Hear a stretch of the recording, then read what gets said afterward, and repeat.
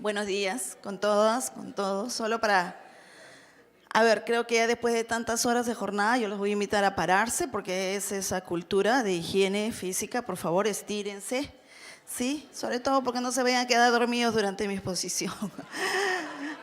Solo haciendo una precisión, mientras ustedes puedan hacer sus ejercicios de estiramiento básicos y elementales en aspectos ergonómicos, debo decirle que solo dos aspectos quiero que se lleven de esta exposición en la que vamos a tener que correr. Uno, todavía manejamos de manera deficiente los conceptos de discapacidad. Y eso en esencia, si no tengo engramado la conceptualización de discapacidad con el enfoque CIF, no podemos hacer nada, solo tener buena voluntad. Entonces, los invito a que puedan dar las lecturas necesarias.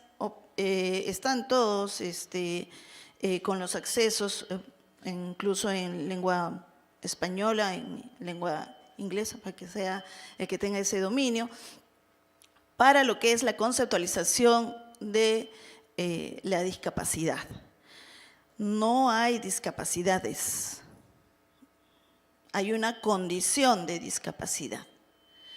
Y entonces mi meta al finalizar esta ponencia es que ustedes puedan por fin asimilar que la condición de discapacidad no necesariamente tiene que ser objetivable, tangible. No es que le falta algo, no es que le veo que tiene una condición física, ¿no?, deficiente, que le falta un segmento corporal, que le pueda faltar un órgano sensorial, o que no funciona, ¿no?, en el caso, por ejemplo, de los deficientes auditivos o los deficientes visuales.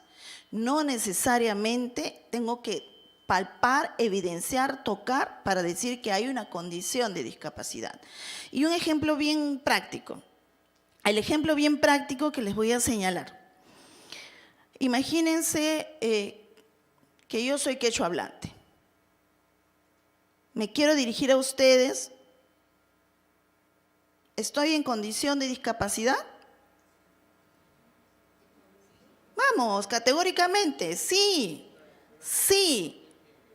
Pero que mi lengua funciona bien, mis dientes, mi aparato fonoarticulatorio no tiene problemas. Entonces, pero tengo una restricción de participación. Tengo una restricción en cuanto a participación. Por muchos títulos que pueda tener, no voy a poder proyectar mi experiencia o los conocimientos, no voy a poder vertirlos. Y me pasa, lamentablemente, nosotros peruanos no tenemos el dominio que deberíamos tener sobre uno de nuestros idiomas, en esencia, en muchas de las regiones. Me ha pasado hace un par de meses que viajé a Huanta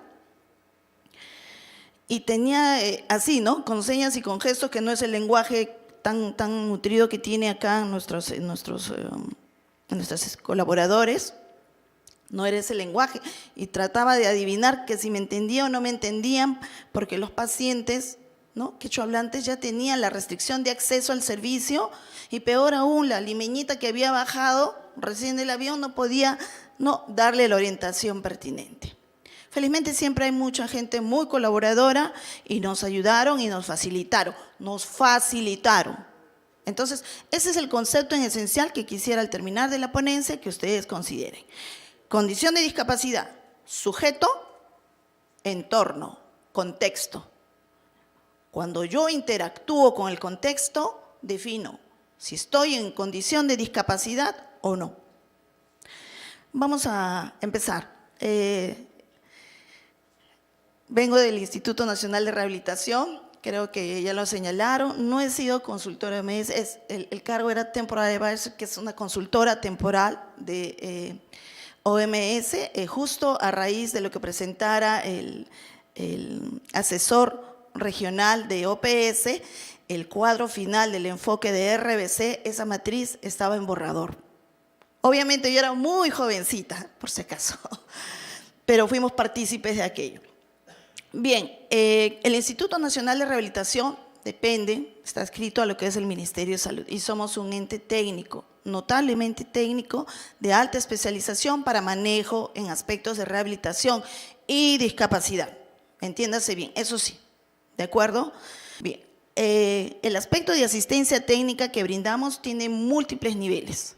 Hacemos la parte formativa, hacemos la parte prestacional, podemos dar toda la asistencia para que fortalezcan los servicios de rehabilitación, que es algo que está demandando acá el doctor Luis Miguel León y que es una necesidad básica, pero a partir de un diagnóstico situacional. ¿Quiénes hacen los diagnósticos situacionales? Son ustedes.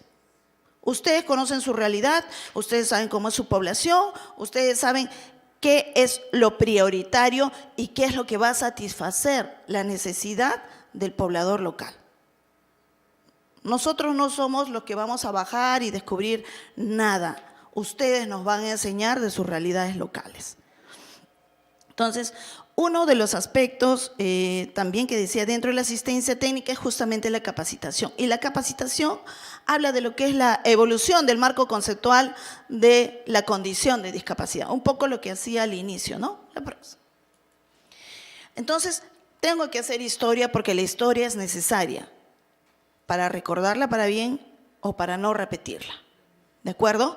Entonces, el Instituto Nacional de Rehabilitación tuvo la oportunidad de hacer el manejo, ¿no?, en los años 90, de lo que era el concepto que se manejaba con el clasificador internacional de deficiencia, discapacidad y minusvalía. El famoso librito azul para nosotros, porque después la CIF es el librito rojo, ¿no? Sin alusiones a nada, por favor.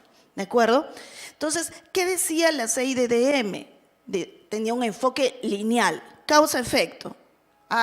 Una amputación, perfecto, es una deficiencia.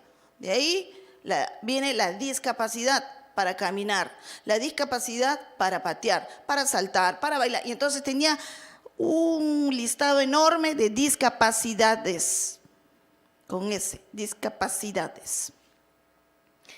Y que esas discapacidades terminaban constituyéndose en una minusvalía. Desde ya los conceptos todos en negación, todos en contra, nada favorable y nada positivo. La próxima, por favor. Cuando se instaura progresivamente ya el concepto y el enfoque CIF, es en base a que había una necesidad, una prioridad de plantear un nuevo modelo que fuera mucho más universal y que fuera mucho más positivo, ya no en negación. Y se desarrolla el famoso concepto paraguas. ¿Qué significa pues el concepto paraguas? Que engloba las deficiencias, las discapacidades, las limitaciones en la actividad, se pega eso, las limitaciones de la actividad. Eso que nosotros llamábamos discapacidades se convirtieron en lo que serían nuestras limitaciones en la actividad, las limitaciones en el desempeño, ¿no? Ya no decimos la discapacidad para saltar, sino la limitación para saltar, la limitación para caminar, puedo tener N limitaciones. Y posterior a ello se agrega algo que es la esencia, pienso yo, motivacional para estar acá en un evento multisectorial. Comprender que la condición de discapacidad no es solo un estado de salud, no es una cuestión estrictamente orgánica, sino es vinculante con lo que es contexto, entorno. La restricción de la participación son problemas para participar en situaciones vitales, valga ahí la redundancia. La próxima. Ahí está nuestro librito rojo, ¿no?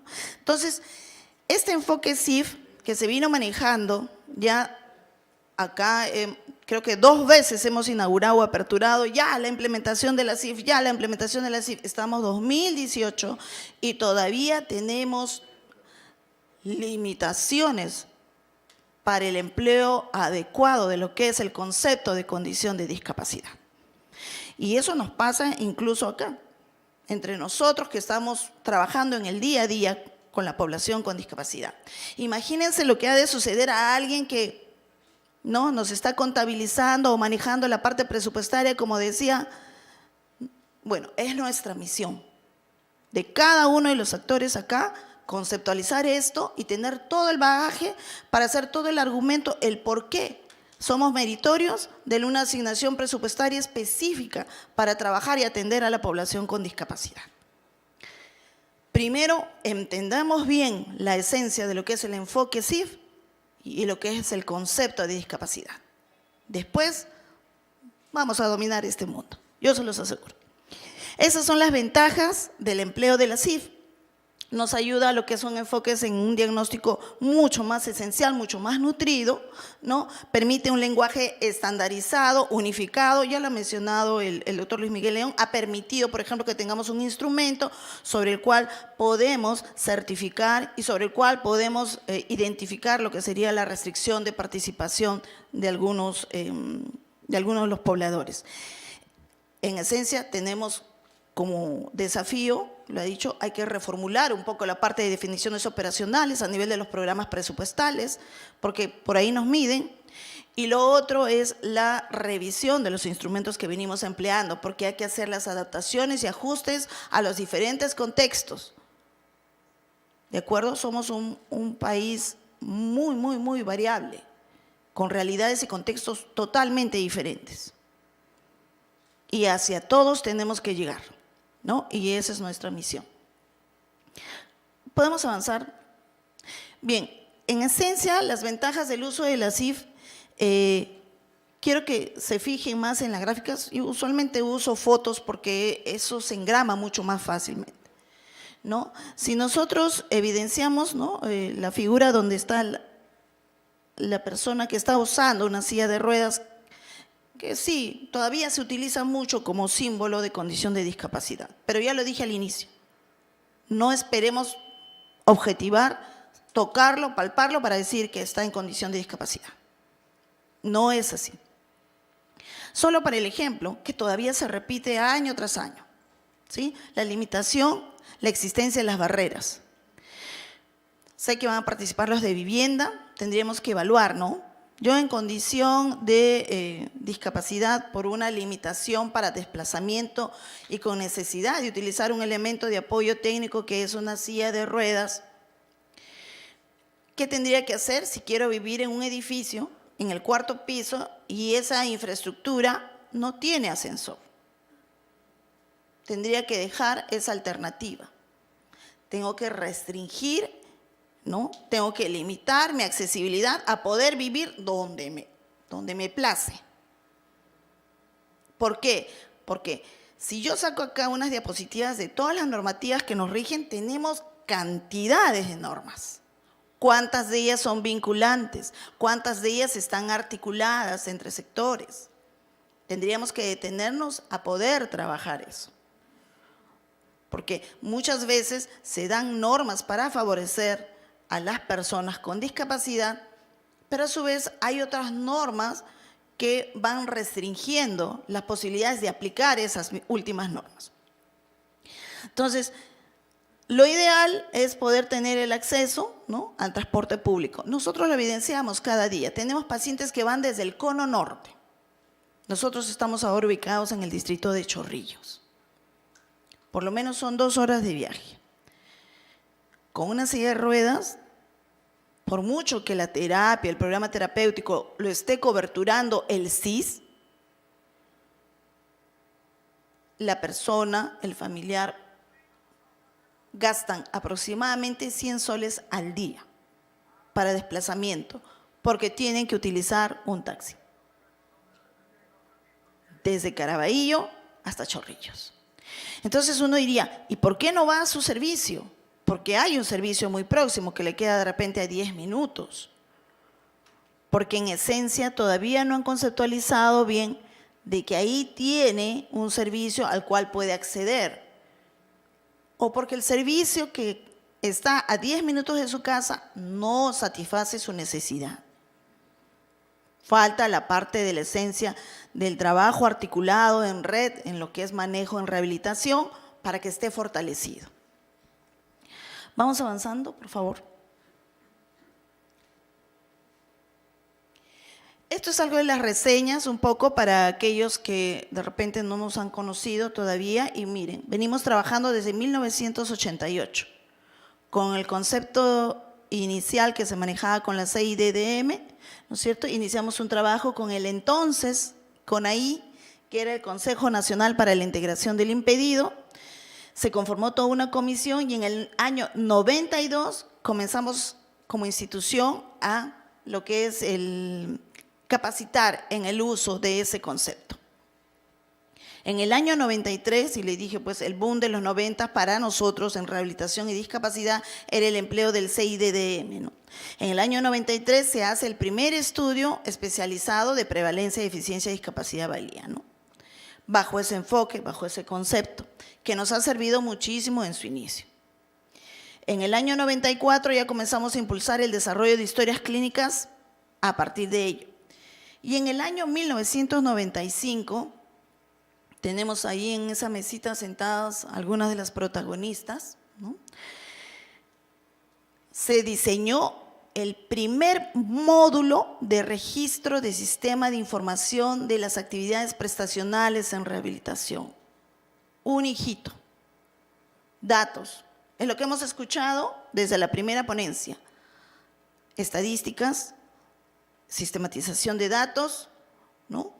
Hay incongruencia, hay inconsistencia de datos. Bueno, señores, el Instituto de Rehabilitación en el año 95 diseñó el primer módulo que sirvió como un ejemplo para que fuera replicado en otras zonas de la región. Centroamérica lo adoptó y comenzó a trabajar. Chile también lo adoptó, ¿no? Aunque no lo diga. Vamos avanzando. Ese sistema de información está vigente para fines de registro, entiéndase, solo fines de registro. Ya nuestro enfoque totalmente ha cambiado, pero para fines de registro sí contamos con la información para poder ser volcado. Y es una información valiosa de las actividades prestacionales, ¿no? En adición a ello, desde el año 1996, como entidad, nosotros hemos sido partícipes de las revisiones de los borradores alfa, beta y 1 y todos los trabajos de campo que se tuvieron que hacer hasta llegar al enfoque CIF, ¿no? Como país estuvimos integrando ahí varios miembros del cuerpo médico del Instituto Nacional de Rehabilitación, ¿no? Hasta que se promulgara lo que es el empleo o el enfoque CIF para lo que es discapacidad. Del año 2003 al año 2006 ya la institución comenzó a trabajar con comisiones pequeñas con la finalidad de ver cómo comenzar a desarrollar, porque era cambiar, como le digo, todo el enfoque que habíamos venido manejando, que teníamos desde que empezamos a usar el CIDDM. Era variar todo. Eso no fue un trabajo muy sencillo, ¿no? Podemos avanzar. Del 2012 hacia adelante, bueno, hemos venido desarrollando una serie de instrumentos. Uno de ellos ha servido para que puedan desarrollar todo el trabajo que ha volcado, que ha señalado también el doctor Luis Miguel León, en lo que son la elaboración de instrumentos o de baremos para lo que es las certificaciones o los procesos de certificaciones, aún en revisión, porque nosotros somos quienes nos exigimos mucho más. ¿De acuerdo? Esto es solo una reseña, una remesa de lo que hemos venido trabajando. ¿Qué otro aspecto manejamos dentro de la entidad? La parte de lo que es la rehabilitación funcional e innovadora. ¿De acuerdo? De ahí dentro de ello están lo que son las actividades prestacionales. Solo he agrupado acá y señalado dos de las más grandes, digamos, áreas o direcciones ejecutivas que tenemos a cargo, que son el área de funciones motoras y el área de funciones mentales. Esa estructura y ese diseño es solo con fines administrativos. Voy a ser siempre bien insistente. No es que si yo tengo un componente de una deficiencia motora, no necesariamente estoy exime de un problema de una deficiencia mental. O sea, somos un todo. Si a mí me faltara un segmento corporal, de repente entro en un estado depresivo. Y aunque me pongan una mano protésica, robótica, lo que quieran, voy a restringir mi participación si es que no supero el problema del estado depresivo. Entonces, esta disquisición es estrictamente para lo que es un tema de organización administrativa. Cada una de las áreas cuenta con 4 departamentos, diferenciados. Y cada uno de los departamentos desarrolla toda una gama de programas terapéuticos casi personalizados. Porque vuelvo a repetir, el enfoque CIF que plantea condición de discapacidad, sujeto y contexto. ¿De acuerdo? Yo puedo tener 2 personas con una deficiencia sensorial, pero tengo que hacer una evaluación de su contexto para saber cómo lo voy a abordar. Uno vive con toda la familia, tienen accesibilidad económica, entonces todo el mundo lo lleva, lo trae, y el otro vive solo y tiene que trabajar en la calle para poder sustentarse. No puedo aplicar muchas veces lo mismo. Entonces, esa personalización está en función a la evaluación correcta del contexto. No es lo mismo darle un aditamento tipo un bastón de trípode a una persona que esté acá en Lima que dársela a alguien que está en una zona fangosa o pantanosa. Siguen siendo el mismo aditamento de apoyo, pero no necesariamente van a cumplir el rol que esperamos que pueda cumplir. Bueno, ese era el área de funciones motoras, este es el área de funciones mentales, ¿no? Con áreas de desarrollo psicomotor, aprendizaje, deficiencia intelectual y deficiencia de la comunicación. ¿Cuál es el otro cápite que quisiera traerles? Es lo que es la sistematización de las ayudas tecnológicas. Y para eso vamos a ir con terminología básica, en esencia. Muchas veces hemos visto un escenario, ¿no? Así, 100 sillas de ruedas. No, inclusión. No. Las sillas de ruedas son elementos de ayuda, son elementos de apoyo. Pero es como bajo prescripción, saber si le corresponde o no le corresponde, por favor, sobre todo MAPEDs, sobre todo en periodos de convocatoria de elecciones. 300 sillas de ruedas para la OMAPED de tal región. Y entonces, como él pidió 300, yo pido 500. Y luego, cuando vamos a visitar la zona, ni siquiera tienen trocha. Las calles no están pavimentadas, no hay rampas, no hay accesos. Recuerdo yo haber contestado una de las tantísimas cartas que nos han derivado y que han llegado, diciéndole, por supuesto que les vamos a enviar a la respuesta, remita usted cuál es su plan de acción o desarrollo urbanístico que tiene. Y ahí estaremos. Hasta hoy, nada, 0. Entonces, OMAPED tiene que evaluar eso.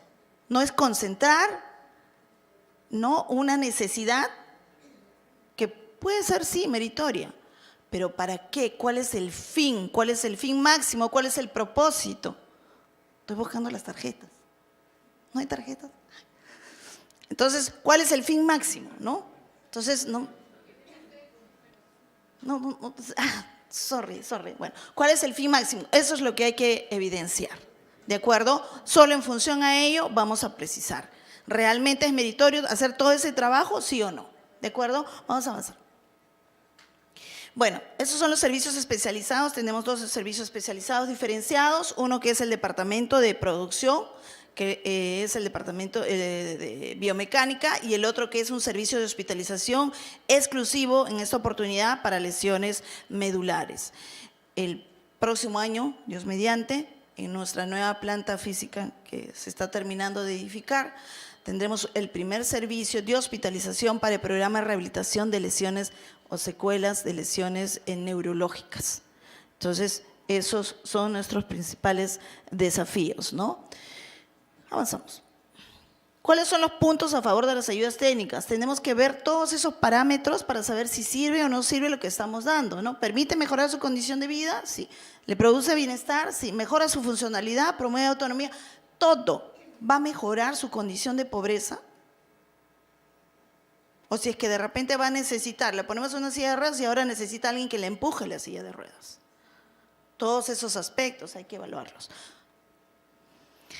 Bien, esto es un reporte o recomendaciones de OMS que señala pues que el 10% de las personas, solo el 10% de las personas que realmente requieren un apoyo tecnológico o un dispositivo, pueden contar con ello, ¿no? Uno tiene que ver con costos, otro tiene que ver con la escasa disponibilidad de ayudas, ¿no?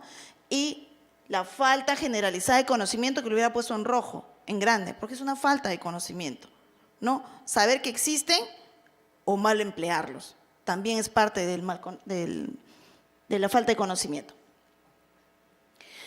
Situación país, bueno, nosotros hemos venido brindando, ya se ha hablado de las BICATs, con acciones conjuntas, multisectoriales, y hemos estado ahí compartíamos con el licenciado Darío, ¿no? En esos aviones que no sabíamos si llegábamos o no llegábamos, pero hemos ido a zonas bastante llenas de conflicto, llenas de condiciones totalmente muy diferentes a las que estamos viviendo, por ejemplo, en ciudades capitales, ¿no? Parte de nuestro equipo itinerante, ¿no? Ahí estamos nuestros técnicos en biomecánica, nuestros médicos rehabilitadores. La próxima. Venimos articulando, en esencia, cuál es mi meta.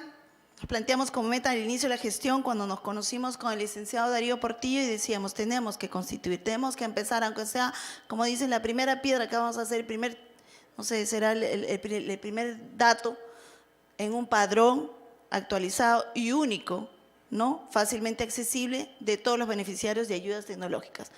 Creo que ahí, bueno, compromisos que tenemos que seguir asumiendo, los voy a pasar, la información va a quedar con ustedes. Quiero llegar a la última, por favor. Son los compromisos que tendríamos que asumir. Avancemos en relación a ello, porque se ha hablado bastante de eso. Esto, quiero que se lleven esta gráfica, ¿no? Dice, la condición de discapacidad, fenómeno complejo que refleja la interacción de las características del individuo y su entorno. ¿De acuerdo? Miren bien la gráfica. 4 individuos, concepto paraguas, todos en ese mismo entorno, cada quien una necesidad diferente, ¿sí? Si tuviera su figura, dice la señora, la joven dice si yo tuviera sus diamantes, el joven dice si yo tuviera el dinero y el señor mayor le dice si yo tuviera su esposa. ¿Sí? Concepto paraguas. Todos estamos acá y muchos de nosotros estamos en condición de discapacidad y a veces ni siquiera nos hemos dado cuenta. No esperen verlo y objetivarlo. La condición de discapacidad es un resultado de un análisis complejo del sujeto y su entorno. Gracias.